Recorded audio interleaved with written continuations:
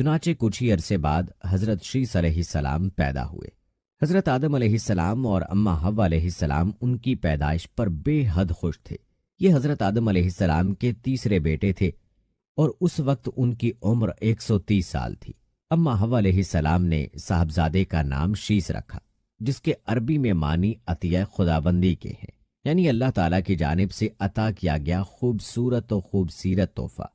हजरत शीस अलैहिस्सलाम हुस्न जमाल, शक्ल सूरत और आदातो अतवार में अपने वालिद से बहुत ज्यादा मुशाबे थे। हजरत आदम अलैहिस्सलाम और हजरत हव्वा अलैहिस्सलाम को आप अलैहिस्सलाम से बहुत मोहब्बत थी। कहा जाता है हजरत आदम अलैहिस्सलाम हजरत शीस अलैहिस्सलाम को हर वक्त अपने साथ रखते। आप अलैहिस्सलाम को इस बात का इल्म हो चुका था कि उनकी औलाद में से ये बच्चा उनका जानशीन होगा। चुनाचे उन्होंने शुरू ही से उनकी तरबियत पर खसूसी तवज्जो दी। आप अलैहिस्सलाम हजरत शीस अलैहिस्सलाम को जन्नत का अहवाल सुनाते, अच्छे और बुरे की पहचान करवाते। ज्यों ज्यों हजरत शीस अलैहिस्सलाम बड़े होते गए, उनकी पोशीदा सलाहियतें और वालदैन की तालीम व तरबियत रंग लाती रही। हजरत आदम अलैहिस्सलाम ने उनको दरस व तदरीस और वाज़ो तबलीग की खूबसूरत और मुनफरिद तरीके सिखाए। उन्हें दिन रात की घड़ियों की पहचान करवाई, उन औकात में होने वाली इबादतों की तालीम दी। इसके अलावा तूफान नूह के बारे में भी आगाह किया, जो कुछ अरसे बाद आना था। हजरत आदम अलैहिस्सलाम और हजरत हव्वा अलैहिस्सलाम को हजरत शीस अलैहिस्सलाम से बड़ी उम्मीद थी, जिसकी बड़ी वजह यह थी कि उनका एक बेटा कत्ल हो गया, दूसरा शैतान का पैरोकार बनकर कुफर के रास्ते पर चल निकला था। अब अल्लाह के दीन को आगे फैलाने और शैतान के शर का मुकाबला करने के लिए हजरत आदम अलैहिस्सलाम के बाद हजरत शीस अलैहिस्सलाम ही थे। चुनाचे जब हजरत आदम अलैहिस्सलाम की वफात का वक्त करीब आया तो उन्होंने हजरत शीस अलैहिस्सलाम को अपना खलीफा और जानशीन नामजद किया। 960 बरस की उम्र में हजरत आदम अलैहिस्सलाम की वफात हुई। हजरत शीस अलैहिस्सलाम ने हजरत जिब्राइल अमीन अलैहिस्सलाम के बताए हुए तरीके के मुताबिक वालिद हजरत आदम अलैहिस्सलाम की तदफीन की। हजरत आदम अलैहिस्सलाम की वफात के बाद अल्लाह रब्बुल इज्जत ने हजरत शीस अलैहिस्सलाम को नबूवत के अजीम मनसब पर फाइज फरमाया और औलाद कसीर से नवाजा। फिर ये कि उनकी औलाद निहायत फरमाबरदार और नेक भी थी, जो अपने वालिद के साथ तबलीग दीन के कामों में मसरूफ रहती। रिवायत में है कि अल्लाह ताला ने अपने पैगंबरों पर 100 सहीफे नाजिल किए और 4 किताबें। इन 100 सहीफों में से 50 सहीफे हजरत शीस अलैहिस्सलाम पर उतरे। गो के कुरान करीम में जिन 25 अनबिया कराम अलैहिस्सलाम के अस्माए गिरामी मज़कूर हैं, उनमें हजरत शीस अलैहिस्सलाम का नाम शामिल नहीं। ताहम अहादीस मुबारका में उनके नबी होने का सराहत के साथ जिक्र है। हजरत शीस अलैहिस्सलाम ने अपनी पूरी जिंदगी वालिद की दी हुई तरबियत के तहत अल्लाह ताला के दीन की सरबुलंदी में सर्फ की। आखिरी उम्र में ज्यादा ज़ईफ होने की वजह से गोशा नशीन हो गए थे, लेकिन औलाद आप अलैहिस्सलाम के काम को आगे बढ़ाती रही। हजरत शीस अलैहिस्सलाम अपने भाई काबिल की औलाद के कुफ्र व शिर्क में मुब्तला होने और शैतान का आला कार बने रहने की वजह से बड़े फिक्रमंद रहते थे और उन्हें राह रास्त पर लाने की कोशिशों में लगे रहते थे, जिन्होंने अपने बाप काबिल की शक्ल के बुत बनाकर उसकी पूजा शुरू कर दी थी।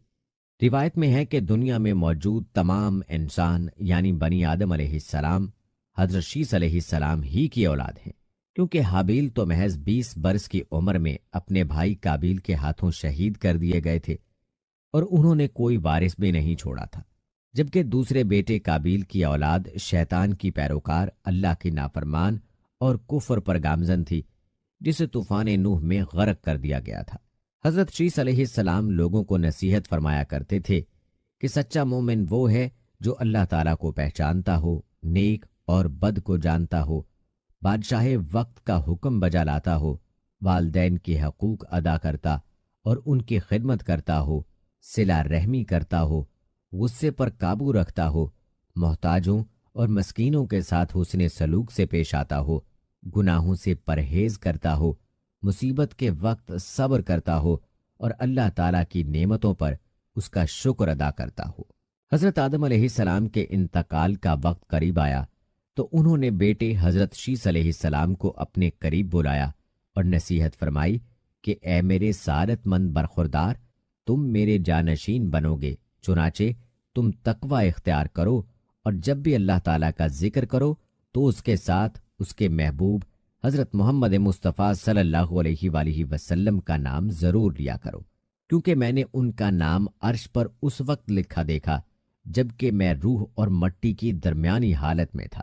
फिर मैंने तमाम आसमानों का चक्कर लगाया तो बारगाह रब्बुल इज़्ज़त में आप सल्लल्लाहु अलैहि वसल्लम की शान महबूबियत का ये आलम देखा कि नाम पाक मोहम्मद सल्लल्लाहु अलैहि वसल्लम अल्लाह ताला को इतना प्यारा है कि आसमानों में कोई ऐसी जगह नहीं जहां ये नाम मुबारक ना लिखा हो। मेरे रब ने मुझे जन्नत में रखा तो मैंने जन्नत में कोई महल, कोई बालाखाना, कोई दरीचा ऐसा ना देखा कि जिस पर इसमें मोहम्मद सल्लल्लाहु अलैहि वसल्लम तहरीर ना हो। लिहाजा तुम भी कसरत के साथ उनका जिक्र किया करो, क्योंकि फरिश्ते भी हर वक्त और हर आन उनका जिक्र करते रहते हैं। कससुल अंबिया में अलामा इब्ने कसीर तहरीर फरमाते हैं कि जब हज़रत शीस अलैहिस्सलाम की वफ़ात का वक्त करीब आया तो उन्होंने भी अपने फर्जंद अनोश को मामलात सुपुर्द कर दिए। अनोश के बाद उसका वली अहद कैनन बना। उसके बाद कैनन का फर्जंद महाईल उनका जानशीन बना और ईरानी अजमी लोग उन्हीं के बारे में ख्याल रखते थे कि ये 7 विलायतों के बादशाह बने और ये पहले शख्स हैं जिन्होंने जंगलात का सफाया करके शहरों और किलों की बुनियाद डाली और उन्होंने ही शहर बाबुल और शहर स्विस आबाद किए। इब्लीस और उसके लश्करियों, जिनों वगैरह को भी मार मार कर इंसानी आबादी से भगाकर वीरानों और घाटियों में धकेल दिया। उनकी बादशाही 40 साल रही। जब वफात का वक्त करीब आया तो उन्होंने अपने फर्जंद अखनूख को अपना जानशीन मुकर्रर किया और उन्हें मुख्तलिफ कामों की अंजाम दही के हवाले से वसीयत की। मशहूर अकवाल के मुताबिक यही अखनूख हज़रत इदरीस अलैहिस्सलाम थे, जिन्हें हज़रत शीस अलैहिस्सलाम के बाद अल्लाह ने नबूवत से सरफराज फरमाया। हज़रत शीस अलैहिस्सलाम की वफ़ात 912 बरस की उम्र में हुई और उनसे मंसूब मज़ारात 3 मुख्तलिफ मकामात गज़ा, इराक़ के शहर मूसल और अयोध्या भारत में बताए जाते हैं। इन तीनों में से किस में हज़रत शीस अलैहिस्सलाम मदफून है, ये अल्लाह ताला ही बेहतर जानता है। दोस्तों, यहाँ तक तो हज़रत शीस अलैहिस्सलाम का तज़किरा था। अब आपको हज़रत शीस अलैहिस्सलाम की औलाद के बारे में बताते हैं, जिनका इल्म होना हर मुसलमान के लिए ज़रूरी है, इसलिए आपने वीडियो को स्किप नहीं करना। तो चलिए बात करते हैं शीस अलैहिस्सलाम के बेटे अनूश की विलादत की, और आपको वो वसीयत भी बताएंगे जो हज़रत शीस अलैहिस्सलाम ने अनूश को फरमाई थी। मिरातुल ज़मान में मज़कूर है, अनूश हज़रत आदम अलैहिस्सलाम की हयात ही में पैदा हो चुके थे। जब हज़रत शीस अलैहिस्सलाम ने अपनी मौत को करीब पाया तो अपने फर्जंद अनूश को अपना वसी करार दिया और उन्हें इस नूर से जो विलादत के वक्त उनमें मुंतकिल हुआ था, यानी हज़रत ख़ातमुल अनबिया का नूर कि उनकी नस्ल से दुनिया में आएंगे, आगाह किया और उन्हें हुक्म दिया कि अपनी औलाद को इस इफ्तिखार व शरफ से कि एक बुजुर्ग से दूसरे बुजुर्ग और एक नस्ल से दूसरी नस्ल में मुंतकिल होगा, आगाह करें। अनूश ने अपने बाप के इंतकाल के बाद उनके फरामीन की अंजाम दही में बेहतरीन तरीका अपनाया और रियाया के अमूर की तदबीर और कवानीन इलाही के अजरा के लिए अपने बाप के ज़माने की तरह क़याम किया। वो पहले आदमी हैं जिन्होंने खरमे का दरख्त लगाया और ज़मीन में दाना डाला। आप ही के बारे में कहा जाता है कि आप ही सबसे पहले शख्स हैं कि जिसने दरख्त लगाया और खेती की। और दोस्तों, आपको बताते चलें, खरमा जो है वो खजूर को कहते हैं। मेरा जुल ज़ोहब में मज़कूर है कि अनूश ने ज़मीन को आबाद करने और उसे काबिल ज़रात बनाने के लिए इक़दामात किए। इसके बाद उनके फर्जंद कैनान पैदा हुए और आपके बाद ताबिंदा नूर कैनान की पेशानी पर दरखशंदा हुआ। अनूश ने इस नूर के बारे में कैनान से अहदो पैमान लिया। दोस्तों, अब तज़किरा करते हैं अनूश के अपने फर्जंद कैनान को वसीयत और उन्हें हज़रत आदम अलैहिस्सलाम के सहीफ़ों की तालीम देना। अखबारुज़ ज़मान में मज़कूर है, अनूश हज़रत शीस अलैहिस्सलाम के फर्जंद थे, जो कि उनके सबसे पहले फर्जंद शुमार किए जाते हैं और अपने बाप के वसी थे। अनूश ने भी अपनी रहलत के वक्त अपने बेटे कैनान को अपना वसी बनाया और हज़रत आदम अलैहिस्सलाम के सहीफ़ों की तालीम दी। तारीख़ याक़ूबी में मज़कूर है, शीस अलैहिस्सलाम के फर्जंद अनूश ने अपने बाप और दादा की वसीयत की हिफाजत और निगहदाश्त की और उन्होंने बाहुस्नल वजूह खुदा की बंदगी اور عبادت کی اور اپنی قوم کو بھی حکم دیا کہ خدا کی آسان طریقے سے عبادت و پرستش کریں۔ دوستو، جہاں تک بات ہے انوش کی وفات کی، تو تاریخ طبری میں مذکور ہے انوش اپنے باپ کے بعد ملکی نظام کو چلانے اور رعایا کے نظم و تدبیر میں مشغول ہو گئے۔ جب رحلت کا وقت قریب آیا تو اپنے فرزند اور فرزندوں کے فرزند، پوتوں ماہیل، یرد، اخنوخ جن کو ادریس بھی کہا جاتا ہے، متلشے اور ان کی عورتوں اور ان کے فرزندوں کو بلایا، اور جب سب حاضر ہو گئے تو سب پر درود بھیجا اور ان کے لیے خدا سے برکت کی درخواست کی، اور اس بات سے منع فرمایا کہ ان کے فرزندوں میں سے کوئی بھی قابیل ملعون کی اولاد سے معاشرت اور آمد و رفت کرے۔ پھر اس وقت کینان کو اپنا وصی نامزد کیا اور انہیں حضرت آدم علیہ السلام کے جسد خاکی کی حفاظت کی وصیت کی، اور سب کو حکم دیا کہ ان کی خدمت میں خدا کی نماز پڑھیں اور اس کی بکثرت تقدیس کریں۔ پھر اس وقت آنکھ بند ہو گئی اور دنیا سے رخصت ہو گئے۔ دوستو، اب بات کرتے ہیں انوش کے فرزند قینان کی۔ مروج الزہب میں ذکر کیا گیا ہے کہ انوش کے فرزند قینان پیدا ہوئے جبکہ وہ نور محود خاتم الانبیاء کا نور ان کی پیشانی میں زوبار تھا۔ انوش نے قینان کے پیدا ہونے کے بعد ان کی جانشینی اور وصیت کے بارے میں دوسروں سے عہد و پیمان لیا۔ میرات الزمان نامے کتاب میں مذکور ہے جب حضرت انوش کی موت کا وقت قریب آیا تو انہوں نے اپنے فرزند قینان سے وصیت کی اور وہ معود نور قینان میں منتقل ہو گیا۔ انوش نے قینان کو اس راز کی حقیقت سے جو انہیں سپرد کیا گیا تھا آگاہ کیا۔ پھر انوش کے انتقال کے بعد قینان نے باپ کی روش اپنائی۔ مؤلف فرماتے ہیں، سر سے مراد وہی حضرت خاتم الانبیاء کا نور ہے کہ جو پے در پے ایک دوسرے میں منتقل ہوتا رہا۔ یاد رہے کہ انوش نے صحیفوں کی کینان کو تعلیم دی اور انہیں نماز قائم کرنے اور دیگر احکام کا حکم دیا۔ اخبار الزمان میں مذکور ہے کہ انوش نے اپنے فرزند کینان کو اپنا وصی مقرر کیا اور اس سے پہلے حضرت آدم علیہ السلام کی صحیفوں کی تعلیم انہیں دے چکے تھے اور زمین کے ٹکڑوں اور اس بات کو کہ کون کون سی چیز ان کے اندر ہے ان کے لیے بیان کیا۔ انہوں نے کینان کو حکم دیا کہ نماز قائم کریں، زکوٰۃ دیں، حج بجا لائیں اور قابیل کی اولاد سے جنگ کریں۔ کینان نے حکم کی تعمیل کی اور باپ کے دستورات کا اجرا کیا، اور کینان نے اپنے فرزند ماہیل کو وصیت اپنی دنیا سے رخصت ہوتے وقت وصیت کی، جیسا کہ تاریخ یعقوبی میں مذکور ہے۔ کینان ایک خلیق، ملنسار، اہل تقوی اور پرہیزگار انسان تھے۔ اپنے باپ کے بعد وظائف کے انجام دینے کے لیے اٹھ کھڑے ہوئے اور اپنی قوم کو خدا کی اطاعت و فرما برداری اور اس کی عبادت کرنے اور حضرت آدم اور حضرت شیس علیہ السلام کی وصیتوں کی پیروی کا حکم دیا۔ اور جب کینان کی موت کا وقت قریب آیا تو ان کے فرزند اور فرزندوں کے فرزند یعنی پوتے یعنی ماہیل، یرد، متلشے، لمک، ان کی عورتیں اور ان کے بچے ان کے پاس جمع ہو گئے۔ کینان نے ان پر درود بھیجا اور ان کے لیے خدا سے برکت کی دعا کی۔ پھر اس وقت ماہیل سے وصیت کی اور انہیں حضرت آدم علیہ السلام کے جسد خاکی کی حفاظت اور نگہداشت کا حکم دیا۔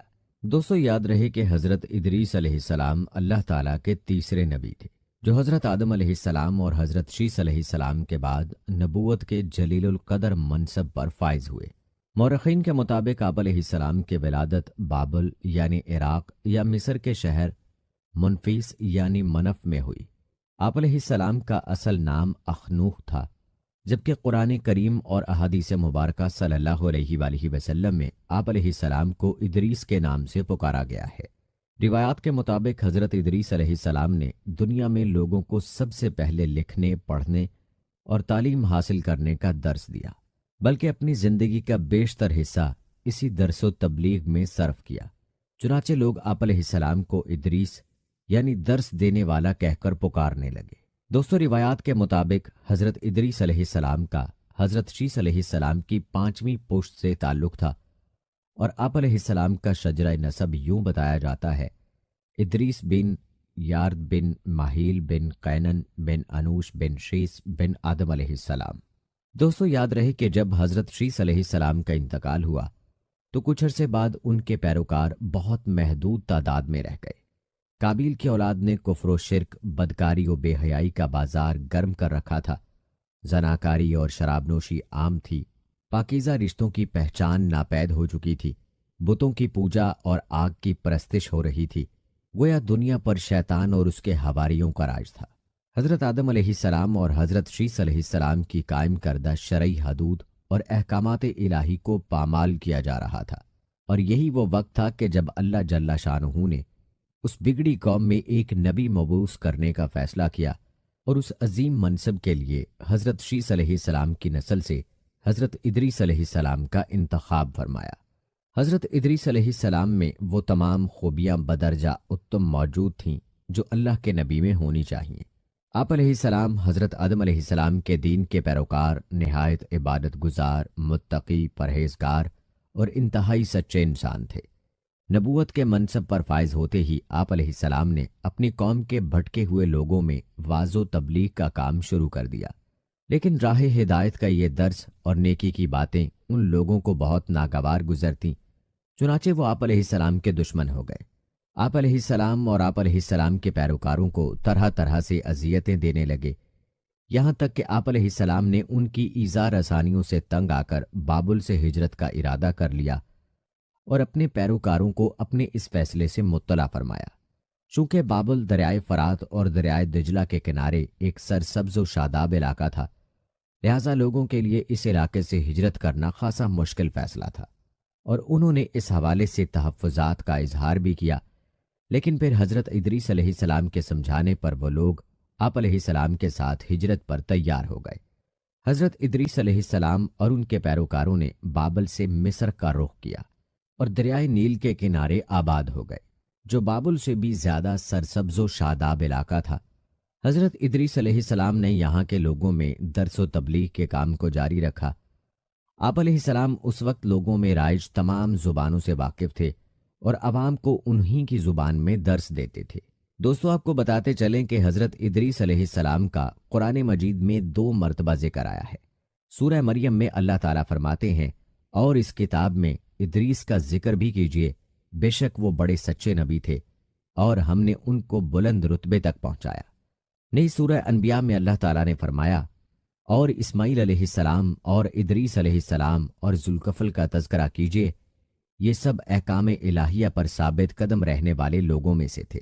दोस्तों, कुरान करीम की मारूफ व मुस्तनद तफसीर मारफ़ुल कुरान के मुताबिक हज़रत इदरीस अलैहिस्सलाम हज़रत नूह अलैहिस्सलाम से 1000 साल पहले पैदा हुए। अल्लाह ताला ने आप अलैहिस्सलाम को नबूवत के मर्तबे पर सरफराज फरमाया और आप अलैहिस्सलाम पर 30 सहीफ़े नाजिल फरमाए। हज़रत इदरीस अलैहिस्सलाम वो पहले इंसान हैं जिन्हें इल्मे नजूम और हिसाब बतौर मौजज़ा अता किया गया। नीज सबसे पहले उन्होंने ही कलम से लिखना और कपड़ा सीना ईजाद किया। उनसे पहले लोग अमूमन जानवरों की खाल लिबास के तौर पर इस्तेमाल किया करते थे। फिर ये कि सबसे पहले नाप तोल के तरीके भी आप अलैहिस्सलाम ही ने मुतारिफ करवाए और असलहा भी आप अलैहिस्सलाम ही की ईजाद है। आप अलैहिस्सलाम ने असलहा तैयार करके बनु काबिल से जहाद किया। अलामा इब्ने इसहाक का कहना है कि दुनिया का सबसे पहला शख्स जिसने कलम से लिखा हजरत इदरीस अलैहिस्सलाम है। मुआविया बिन हकम सलमा रज़ियल्लाहु ताला अन्हु से मरवी है कि उन्होंने हजूर सल्लल्लाहु अलैहि वसल्लम से रमल के बारे में सवाल किया। ये एक ऐसा इल्म है जिसमें रेत पर मखसूस लकीरें खींचकर कुछ मालूम किया जाता है। तो रसूल अल्लाह सल्लल्लाहु अलैहि वसल्लम ने फरमाया, एक पैगंबर थे जिन्होंने ये लिखा, लिहाजा जिस शख्स का खत उनके मवाफिक हो जाए तो अच्छा है। उलमाए तफसीर फरमाते हैं कि पहला शख्स जिसने तबलीग दीन के लिए वाज़ो खिताब का सिलसिला शुरू किया वो भी हज़रत इदरीस अलैहिस्सलाम थे। दोस्तों, याद रहे कि हज़रत इदरीस अलैहिस्सलाम की ज़िंदगी में 2 चीज़ें बहुत नुमायाँ हैं, एक वाज़ो तबलीग और दूसरी आले काबिल के साथ जहाद। चूँकि उन्हें वाज़ो तबलीग में मलका हासिल था, चुनाचे उनकी पहली कोशिश यही रही कि वाज़ो नसीहत से आले काबिल राह रास्त पर आ जाए और दुनिया बुराइयों से पाक होकर एक अल्लाह की इबादत करने लगे। लेकिन शैतान ने उन लोगों को पूरी तरह अपनी गिरफ्त में ले लिया था। जब आप अलैहिस्सलाम उनसे अल्लाह की वहदानियत की बात करते, एक अल्लाह की इबादत की नसीहत करते, बुराइयों को छोड़ने की तलकीन करते, तो ये बातें उन लोगों को बड़ी नागवार गुजरती और आग बगूला होकर उन्हें अजियतें देते, तमस्खुर उड़ाते, पत्थर मारते। दरअसल एक तवील अरसे तक शैतान के ज़ेरे असर रहकर ये लोग शिर्क व कुफर और बुराइयों की दलदल में गर्दन तक धंस चुके थे। دنیا واضح طور پر دو گروہوں میں تقسیم ہو چکی تھی، ایک شیطان کے پیروکار اور دوسرے اللہ رب کائنات کے ماننے والے۔ حضرت ادریس علیہ السلام اس صورتحال پر بڑے دل گرفتہ اور پریشان رہا کرتے تھے۔ آپ علیہ السلام نے لاکھ کوشش کی کہ کسی طرح تبلیغ کے ذریعے ان لوگوں کو راہ راست پر لایا جا سکے، لیکن جب کوئی صورت نظر نہ آئی تو انہوں نے اللہ تعالیٰ کے حکم سے ان لوگوں کے خلاف جہاد کا فیصلہ کیا۔ انہوں نے اللہ اور اس کے پیغمبر پر ایمان رکھنے والے نوجوانوں کی ایک جماعت کے ساتھ آل کابیل کے ساتھ جہاد کیا، جس میں اللہ تعالیٰ نے انہیں کامیابی عطا فرمائی اور بہت سے لوگ دین حق کی جانب راغب ہو گئے۔ ہلال بن شعار کہتے ہیں کہ حضرت ابن عباس رضی اللہ تعالیٰ عنہ نے حضرت قاب رضی اللہ تعالیٰ عنہ سے پوچھا کہ قرآن پاک کی اس آیت جس کا ترجمہ ہے اور ہم نے ان کو اونچی جگہ اٹھا لیا کا کیا مطلب ہے؟ تو حضرت قاب رضی اللہ تعالیٰ عنہ نے فرمایا، اللہ عز و جل نے حضرت ادریس علیہ السلام کی طرف وحی بھیجی کہ میں تمہیں ہر روز تمام بنی آدم کے اعمال کے برابر درجات دیتا ہوں۔ اس سے مراد اس زمانے کے تمام بنی آدم ہیں۔ تو حضرت ادریس علیہ السلام نے چاہا کہ پھر تو اعمال میں اور اضافہ ہونا چاہیے، لہٰذا جب ان کے پاس فرشتے آئے تو انہوں نے وحی کا ذکر کرتے ہوئے کہا، میں چاہتا ہوں کہ ملک الموت سے بات کروں اور پوچھوں کہ کب تک میری زندگی باقی ہے۔ فرشتے نے حضرت ادریس علیہ السلام کو اپنے پروں پر اٹھایا اور انہیں لے کر آسمان کی طرف بلند ہو گیا۔ جب وہ چوتھے آسمان پر پہنچے تو ان کی ملک الموت سے ملاقات ہو گئی جو نیچے اتر رہے تھے۔ حضرت ادریس علیہ السلام کے دوست فرشتے نے ملک الموت سے حضرت ادریس علیہ السلام کے بارے میں ذکر کیا تو اسرائیل علیہ السلام نے پوچھا، حضرت ادریس علیہ السلام کہاں ہیں؟ فرشتے نے جواب دیا کہ وہ میری پشت پر ہیں۔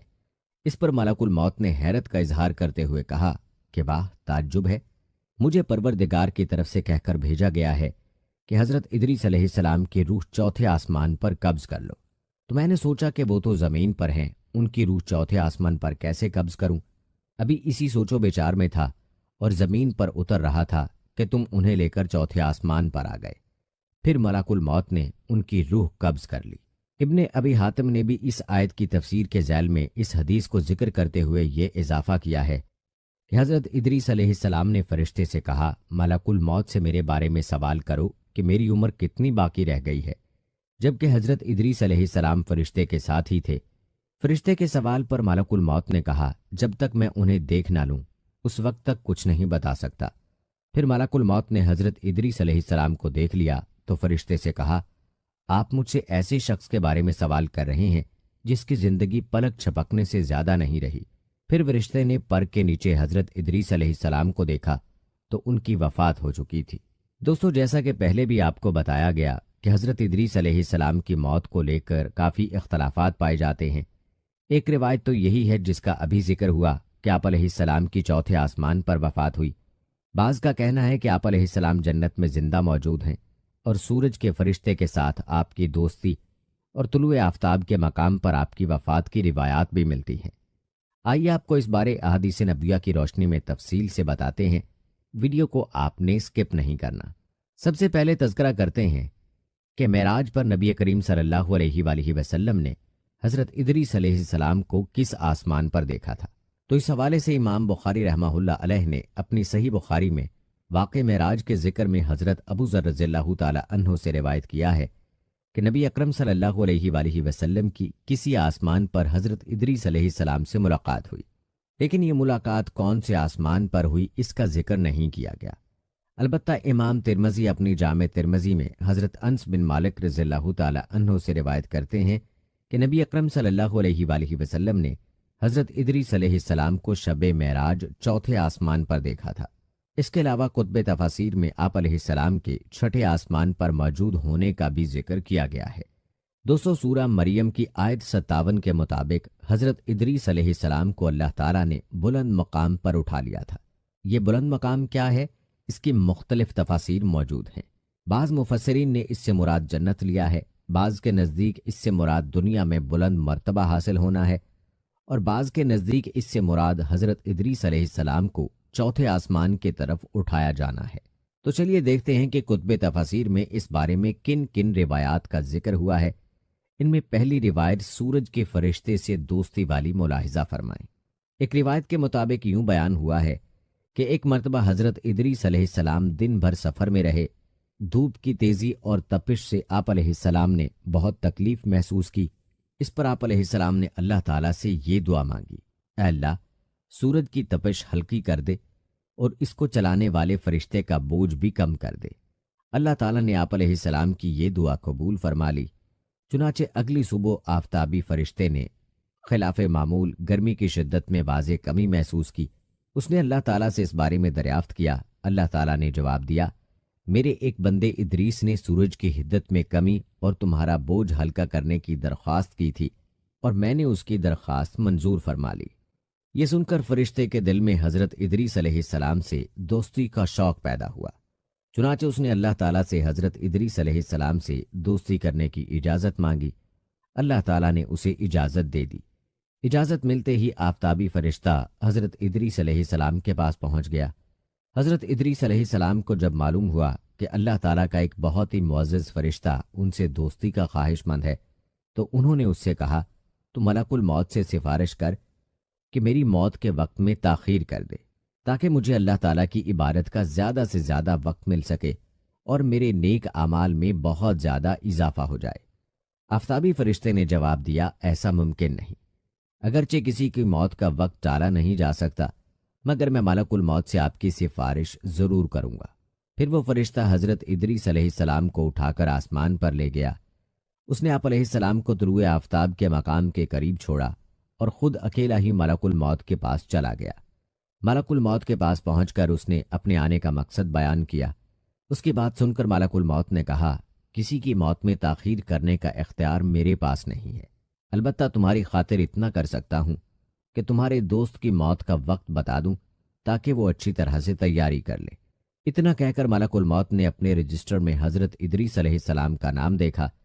پھر وہ آفتابی فرشتے کی طرف تاسف بھرے انداز میں دیکھ کر بولا، تمہارے دوست کی زندگی کچھ دیر پہلے ختم ہو چکی ہے، اس کا نام زندوں کی لسٹ میں نہیں ہے۔ میرے رجسٹر میں یہ درج ہے کہ تمہارا وہ دوست طلوع آفتاب کے مقام کے قریب فوت ہوگا۔ آفتابی فرشتے نے جب ملک الموت کی بات سنی تو جلدی سے حضرت ادریس علیہ السلام کے پاس آیا، مگر اس کے وہاں پہنچنے سے پہلے ہی حضرت ادریس علیہ السلام فوت ہو چکے تھے۔ دوستو، اس روایت کے مطابق حضرت ادریس علیہ السلام کی وفات طلوع آفتاب کے مقام پر ہوئی۔